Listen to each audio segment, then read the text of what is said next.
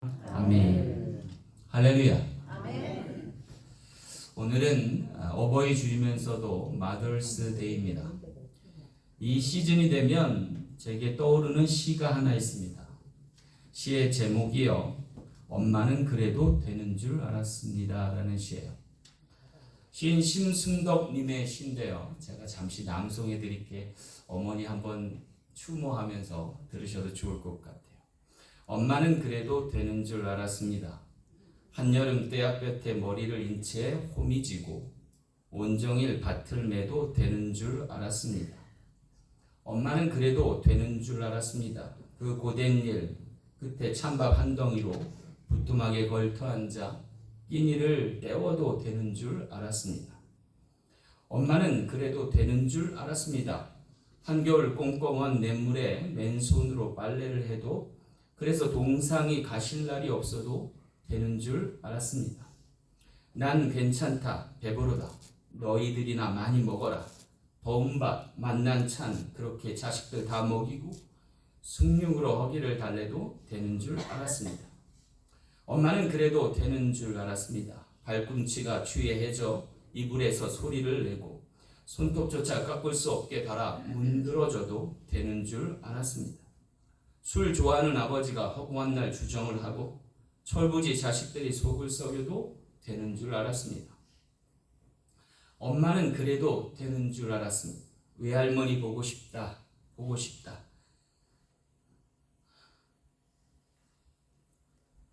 그것이 그냥 넋두리인 줄로만 알았습니다.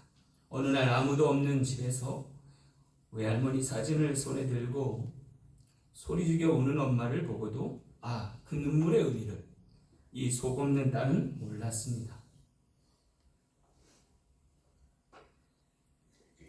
내가 엄마가 되고 엄마가 낡은 액자 속 사진으로만 우리 곁에 남아있을 때 비로소 엄마는 그러면 안 되는 것인 줄 알았습니다.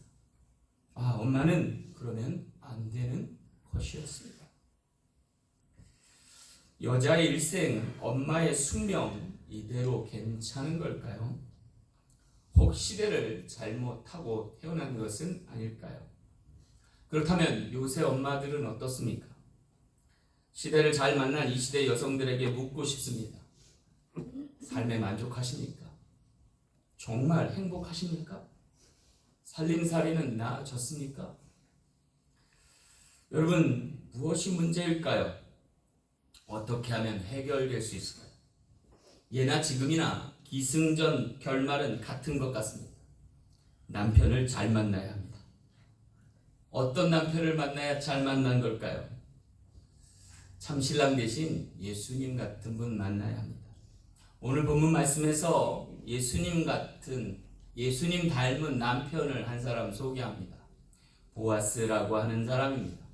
그리고 그 보아스 같은 남자를 만나도록 주선한 이가 있습니다. 나옴이라고 하는 시어머니입니다. 주목할 것은요, 그런 남편을 만날 수 있도록 아낌없는 조언과 용기를 북돋워주는 이가 있었고, 그러한 자리가 있었기 때문에 루룻의 팔자가 바뀌었습니다. 그녀의 운명이 변화된 것입니다. 그렇다면 오늘 우리가 다시 한번 생각해 봐야 돼요. 기승전 결론은 시어머니를 잘 만나야 합니다.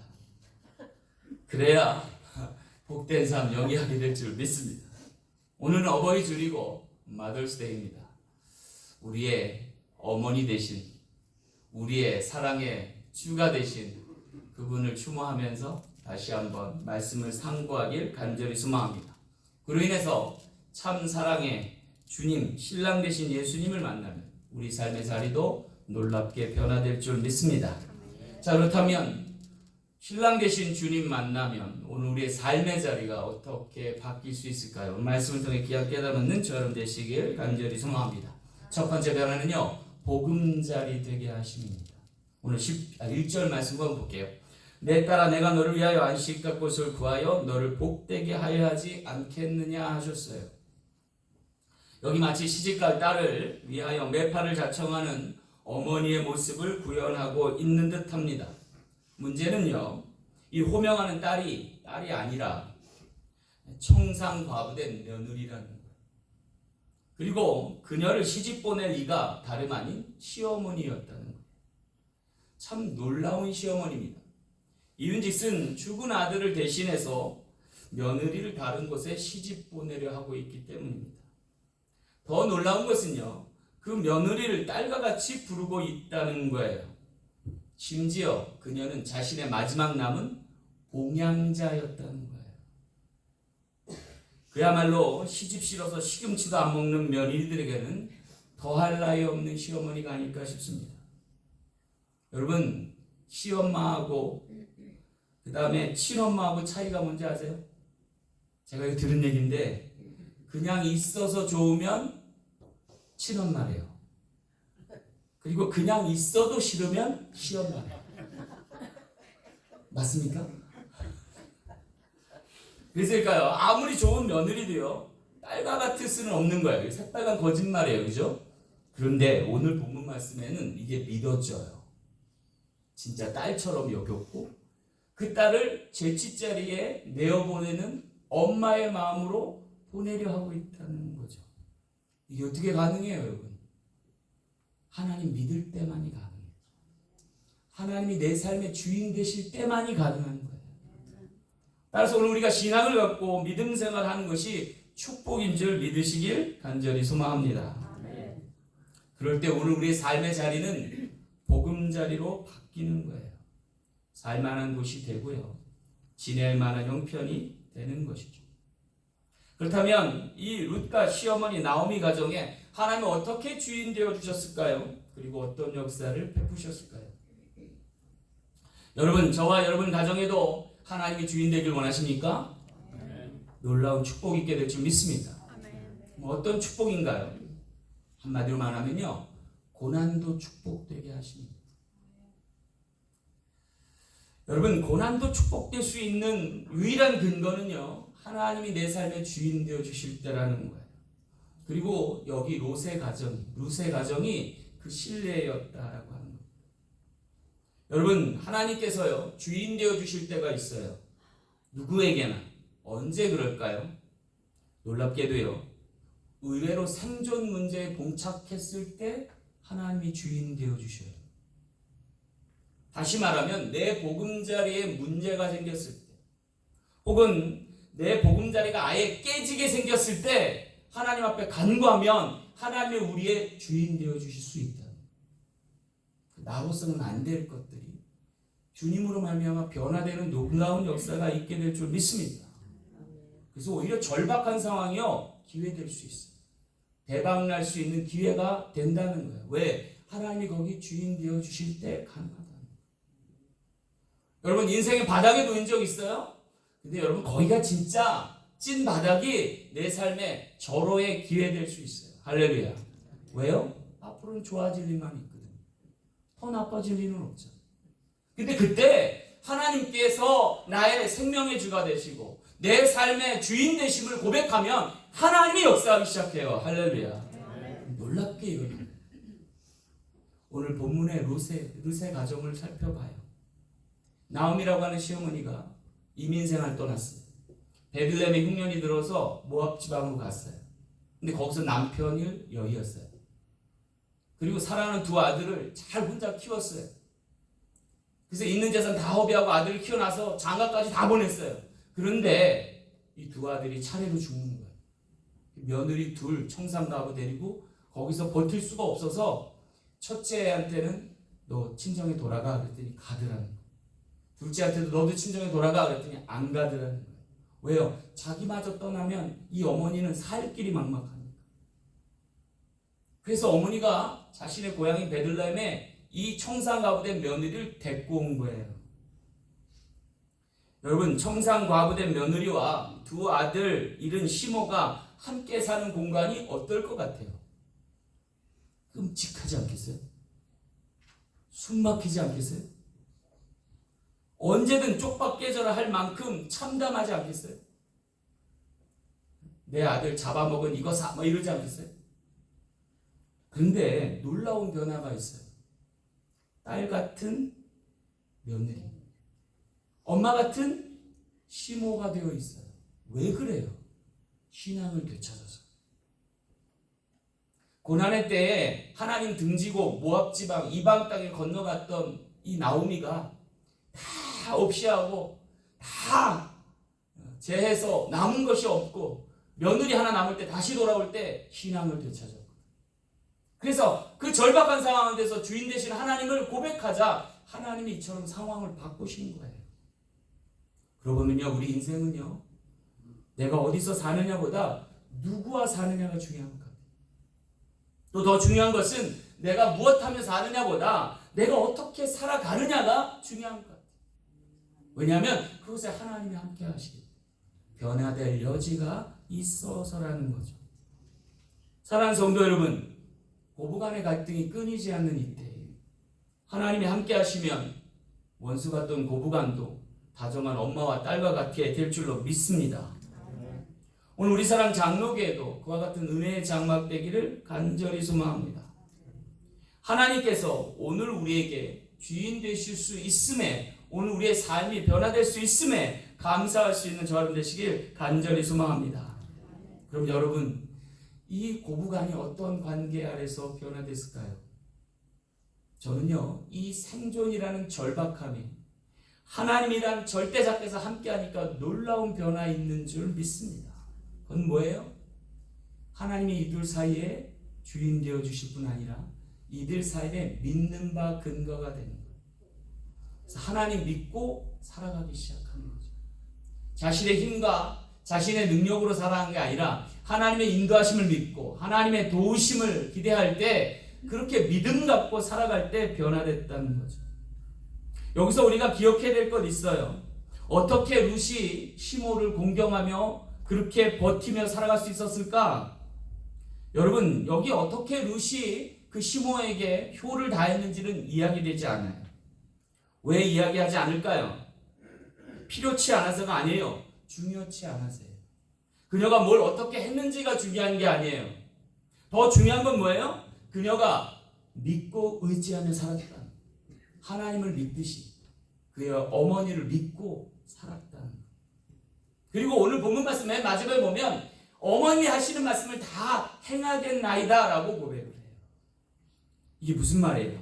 복 받는 사람들의 공통점이 있다는 거예요. 그건 뭐냐면 내가 뭘 잘해서 받는 게 아니라는 거예요. 잘 믿고 잘 따라서 받는다. 복이라고 하는 것은요, 내가 뭘 잘해서 획득하는 무엇이 아니에요. 내가 잘 믿고 잘 따라서 내게 부여되는 것을 말합니다. 여러분, 신앙생활도 비슷한 면이 있습니다. 내가 뭘 잘해서 그래서 인정받는 게 아니에요. 그저 믿고 잘 따라 주어서 예쁘게 여김받는 거예요. 담임 목사인 저도요, 성도님께서 뭘 해서 잘하시면 좋기도 하겠지만 더 좋을 때는 뭐냐면 그냥 저 자신을 믿고 잘 따라와 주실 때 더 기쁘고 감사해요. 아마 시어머니들도 마찬가지일 거예요. 며느리가 뭘 잘해서 예쁘다기보다는 시어머니를 믿고 잘 따라줄 때 예쁘게 보일 수 있겠다는 생각. 근데 여러분, 실제로 딸들은 어머니를 그렇게 믿고 따르잖아요. 엄마가 나한테 뭘 잘해줘서 따르는 거 아니잖아요. 그분이 어머니이기 때문에 따르는 거죠. 그리고 내게 헌신과 사랑을 베푸셨기 때문에 따르는 거죠. 마찬가지예요. 하나님께서도 오늘 우리에게 그와 같이 모든 것을 베풀어 주십니다. 할렐루야. 오늘 우리에게 필요한 건 믿고 따라가면 되는 거예요. 잘하려고 애쓰는 것도 좋지만 그렇게 안 해도 우리를 사랑하셔요. 그 믿음이 변치 않으면 하나님과 함께 우리 삶의 보금자리는 활짝 열리게 될 줄 믿습니다. 오늘 우리 사랑 장로교회가, 그리고 우리 사랑 장로교회 어르신들이 그와 같은 사랑의 주체 되시길 간절히 소망합니다. 잘 믿고 따를 때 몸된 재단이 크게 하나님 앞에 사랑스럽게 변화되는 귀한 재단 될 줄로 믿습니다. 두 번째 변화는요, 복된 자리로 변화하게 하십니다. 4절 말씀 볼게요. 그가 누울 때 너는 그가 눕는 곳을 알았다가 들어가서 그랬어요. 여기 굉장히 예의하고 주의할 만한 언급이 나타나고 있습니다. 그가 누울 때 너는 그가 눕는 곳을 알았다가 들어가서 그랬어요. 여러분, 요새 분방하고 자유로운 세대도 이 말씀 들으면 조금 시험에 들지도 모르겠어요. 왜냐하면 룻이 마치 결혼할 신부가 되어 꽃단장을 한 후에 초야를 치를 곳으로 들어가라는 표현이기 때문에 문제는 그곳이 여느 가정집이나 또는 럭셔리한 호텔이 아니라는 허허벌판 타작마당이었다는 거예요. 여러분, 게다가 한껏 치장해놓고요, 절대 그 남자 앞에는 나타나지 말라고 조언하고 있어요. 그저 향기만 내라는 소리만 하고 있는 거예요. 여러분, 한마디로 말해서 소리 소문 없이 움직이되 향기를 내뿜으란 그런 시어머니의 조언이에요. 참 이 시대는 여자에게 가혹한 시대 같다는 생각이 들어요. 반대로 말하면 남자들에겐 더할 나위 없이 좋은 시절이었던 것 같아요. 예전에는 정말로 남자 천국이었을까요? 사실 성경만 보아도요, 여자들은 카운트할 때 카운트하지 않았어요. 되게 불합리한 그러한 사회였던 것 같아요. 그런데요, 멀리 갈 거 없어요. 우리 이전 세대, 우리 신만수 목사님 세대만 가도요, 항상 보면 남편이 앞서가고요, 부인은 아이 없고 기저귀 가방 들고 잔뜩 짐 메고 쫓아다니셨잖아요. 지난번에 우리 꽃 구경 가셨는데 그렇게 가시더라고요. 사모님 막 이렇게 들고 목사님은 나를 따르라고. 그때 제가 봤어요. 근데 이 사이는 어떻게 됐을까요? 요새 완전히 뒤바뀌었어요. 남자가 아이를 안고 기저귀 가방 들고 여자는 자동키 돌리면서 이렇게 가죠. 세대가 많이 변했어요. 여러분, 남자들이 예전 시대 남자들이 상상해 봤을까요? 이런 모습을. 심지어는요, 제가 어렸을 때 할아버님들이 뭐라고 얘기했냐면 여자와 북어는 4월에 한 번씩 패야 맛이 난다. 뭐 이런 얘기 한 적도 있어요. 정말 강 큰 남자들이죠, 그죠? 근데 요새 강 큰 남자들 시리즈가 있더라고요. 60대 강 큰 남자가 어떠냐면 와이프에게 어디 가냐고 묻는 남자래요. 그러면 한 대 맞는데요.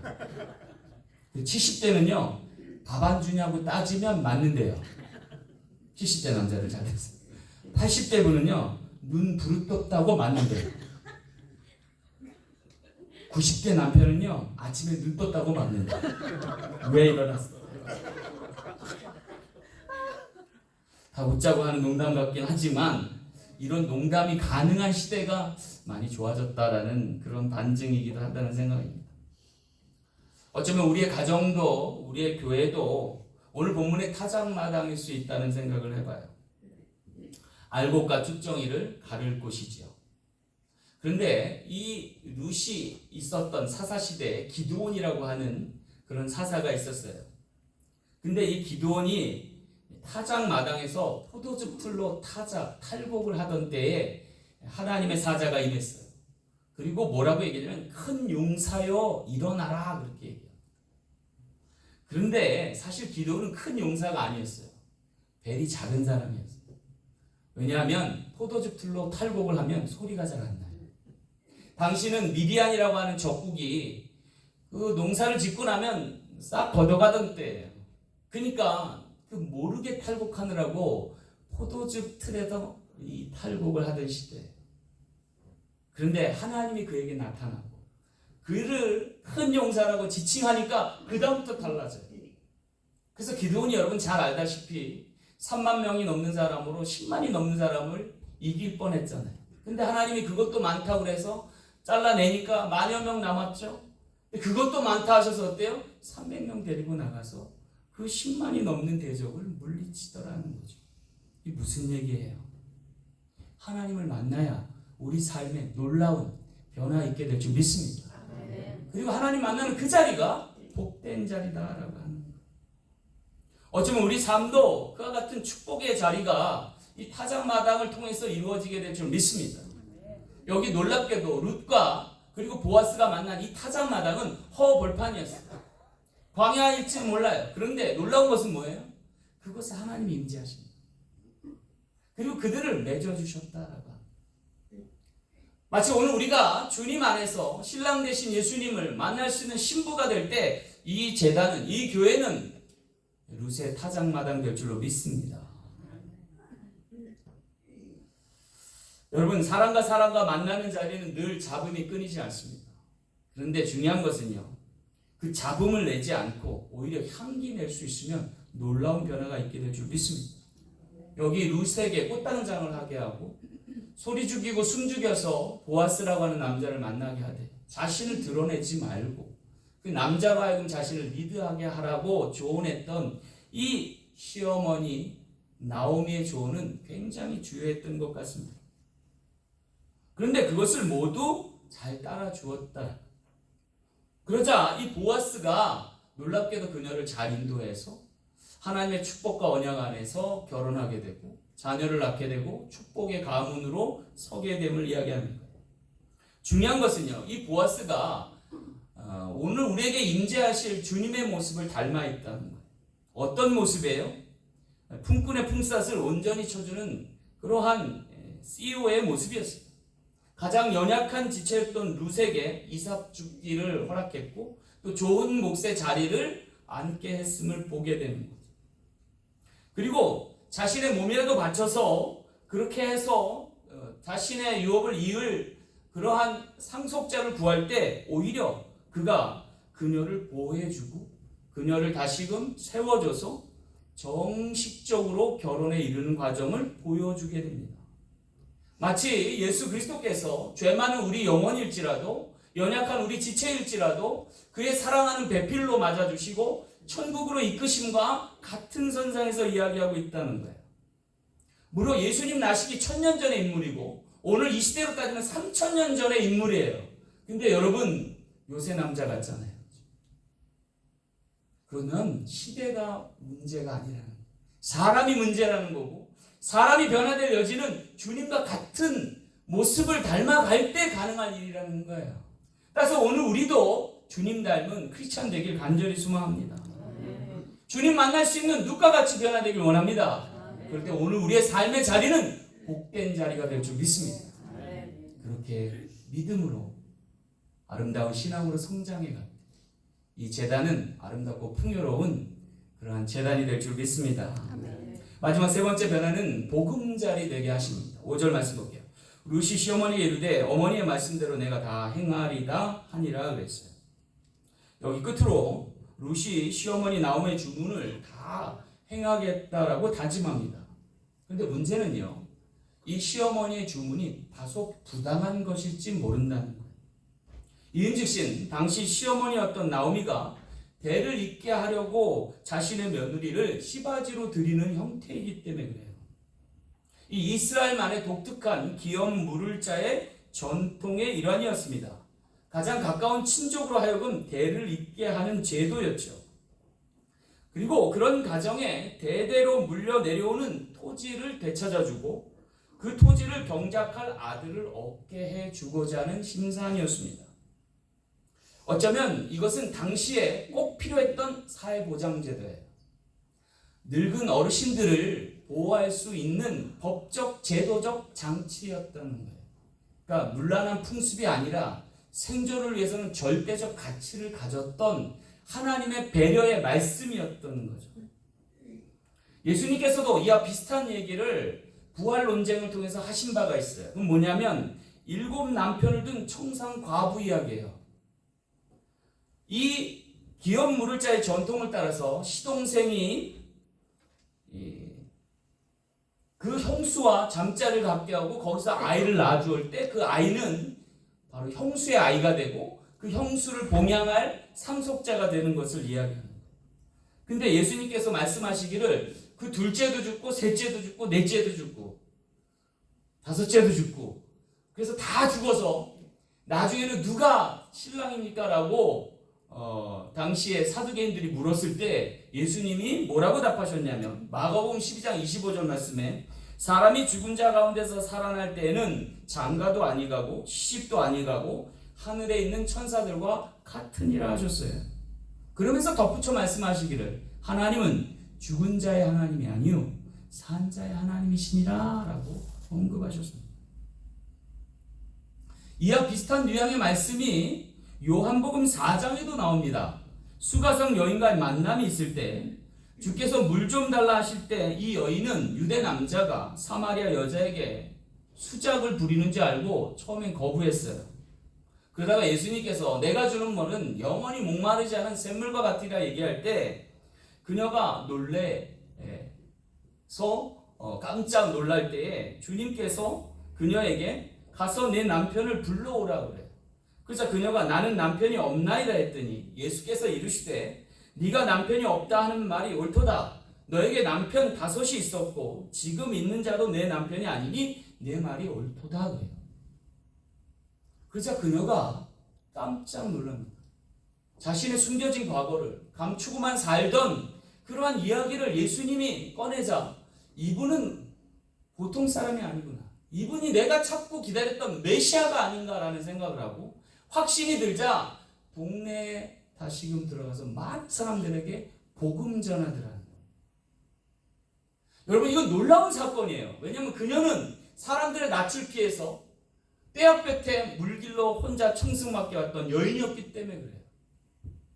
참 신랑 되신 예수님을 만나고 그녀의 놀라운 변화에 오늘 우리가 다시 한번 고개 숙일 수 있는 대목입니다. 그것은 뭐예요? 참 신랑 되신 예수님을 만나야 운명이 바뀌고 그녀의 입에서 복음이 증거되기 시작한다라고 하는 거죠. 그것이 오늘 우리의 삶의 놀라운 변화의 시작이 된 줄 믿습니다. 사실 이 보아스 사장님 시아버지 엘리멜렉과 가까운 친족이었어요. 근데 그가 나서서 그녀와 그녀의 속한 시어머니를 보호하기 시작했습니다. 그리고 합법적인 절차를 따라서 결혼했고 그렇게 해서 오벳이라고 하는 아들을 낳았는데 그 오벳이 나중에 다윗의 조상이 되는 것을 보게 돼요. 하나님이 하시는 일이 이와 같다는 거예요. 그래서 하나님이 주인 되어주시고 예수님이 함께 하시면 놀라운 변화가 있게 되는데 그것은 오늘 우리의 삶의 자리가 복음의 자리가 될 줄로 믿습니다. 이 재단도 그와 같은 거예요. 이민 생활에 지쳐 시름하고 안타까워하고 절망했던 우리를 되살릴 수 있는 놀라운 의지는 하나님이 주인 되어 주실 때 예수님께서 우리의 신랑 되어 주셨을 때만이 가능하다는 사실이에요. 그리고 이곳에 그와 같은 고백을 하는 자가 모인 자리가 하나님의 사랑하는 우리 사랑 장로의 복음 자리 될 줄 믿습니다. 이제 오늘 우리는 복음을 전할 사람들입니다. 왜냐하면 내게 주신 놀라운 변화 때문입니다. 그리고 나를 통해 변화를 일으키신 주님을 통해서 또 다른 누군가도 변화받고 도전받고 또 하나님 은혜 안에서 놀라운 승리의 주역 될 줄 믿습니다. 우리 모두 하나님을 주인으로 모시고 신랑 되신 예수님을 만나서 하나님 나라의 복된 지경 넓혀가는 복음의 증거 되시는 저와 여러분 되시길 간절히 소망합니다. 말씀을 맺겠습니다. 옛말에요. 누울 자리를 보고 다리를 뻗으라 라는 말씀이 있어요. 사람에게 있어 진정 복된 자리는 누울 자리다라는 간접적인 이야기 같아요. 왜 그러냐면 다음 날의 성격이 바뀌기 때문이라는 거예요. 내가 오늘 하루 잘 자고 숙면을 취하면 내일이 바뀌는 거예요. 반면에 내가 밤새도록 잠 못 자고 끙끙 앓으면서 근심하면 내일이 편할 날이 될 수 없다는 거죠. 여러분 그렇다면 오늘 우리가 평안히 잠들 수 있는 자리는 어디일까요? 내가 다리 뻗고 편히 쉴 수 있는 곳은 어디일까요? 하나님께서 오늘 우리에게 영혼의 안식처로 지정하신 2곳이 있습니다. 성경 말씀 찾아보면요. 구약에는 가정이에요. 그래서 에덴의 동산을 허락하시고 남녀를 이끌어서 가정을 만들게 하셨습니다. 그리고 신약에는 교회예요. 예수님을 주로 믿는 사람들이 모여서 공동체를 이루고 주의 재림의 때까지 기약하는 놀라운 신앙의 공동체인 거죠. 그런데 이곳에서 오늘 우리가 다리 뻗을 수 있어야 한다는 거예요. 내 가정에서 다리 뻗지 않으면, 내 교회에서 마음 편히 지내지 않으면 내 삶이 근본부터 흔들릴 수 있다는 거예요. 그런데 우리의 가정이 천국이 되고 우리의 교회가 하나님의 나라가 되기 위해서 필요한 것이 있어요. 그것은 하나님이 주인 되어 주실 때예요. 그리고 신랑 되신 예수님과 함께 아름다운 가정과 공동체를 꾸려갈 때인 줄 믿습니다. 그러기 위해서 오늘 우리의 삶에 전력해야 될 줄 믿습니다. 여러분 어떤 자리를 꿈꾸고 계십니까? 혹 성공의 자리입니까? 아니면 안식의 자리입니까? 보통 사람들은요 성공의 자리가 복된 자리라 착각합니다. 그리고 성공하기 위해서 길을 씁니다. 성공 신화에 묻혀서 안타깝게도 안식의 자리를 놓칠 때가 많습니다. 그렇다면 오늘 우리가 성공한다 해도 그것에 안식이 없다면 어쩌면 그것은 결코 복된 자리가 될 수 없을 것입니다. 반면에 오늘 우리가 안식을 놓치지 않는다면 종래에는 최우승이 얻게 될 줄 믿습니다. 왜냐하면 우리의 인생의 목적, 우리 삶의 이유는 참된 주님과의 안식이기 때문입니다. 그리고 그 안식하는 자에게 주님은 영생을 허락한 줄 믿습니다. 그 믿음 가지고 오늘도 살아 승리하시는 저와 여러분 되시길 간절히 소망합니다. 기도하겠습니다. 참 좋으신 아버지 하나님 감사합니다. 하나님 주인으로 모시는 교회 되게 하시고 주님을 신랑으로 모시는 가정 되게 하여 주셔서 이 가정을 통해 이 교회를 통해 하나님 나라 지경이 넓어지게 하시고 하나님이 택하실 복음 자리, 복된 자리로 복음의 자리가 되도록 역사하여 주옵소서. 몸대 우리 사랑 장로교회가 그와 같은 복음 자리가 되길 간절히 소망합니다. 또한 우리의 가정들이 복음 자리, 복된 자리가 되길 소망합니다. 주님 함께하여 주옵시고 오늘 우리를 다스려 주옵소서. 감사드리며 거룩하신 예수님 이름으로 간절히 축복하며 기도하옵나이다. 아멘.